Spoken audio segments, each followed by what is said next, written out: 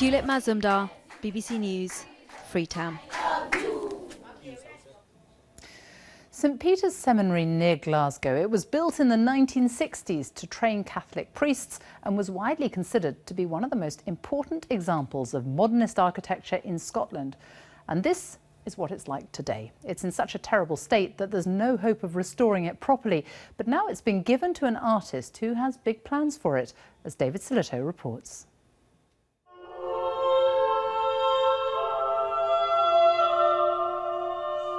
If you were to put 20 people in front of this, half would love it, half would hate it.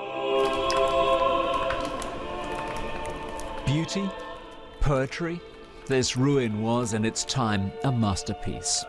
So we'll just put our masks on and the asbestos, right.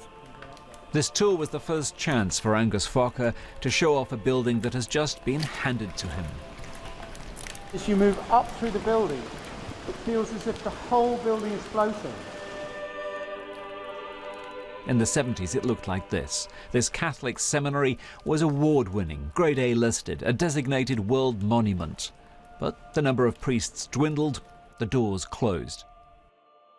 30 years on, just look at it. This is the altar. The problem is it's Grade A listed, you can't demolish it, but no one can find the money to restore it. Indeed, what would you do with a building like this? But there is a third option.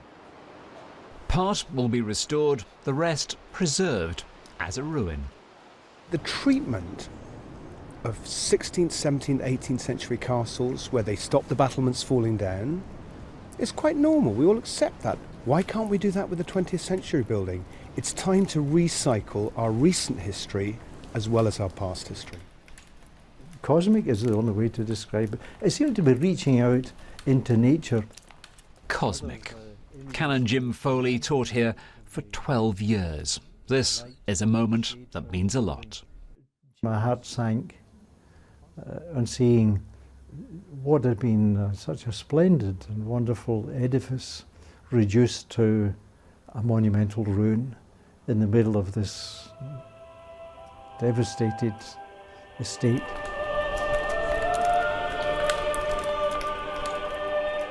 Surrounded by what feels like a cold jungle, it's a lost concrete world. And this is its last chance. David Silito, BBC News, Cardross.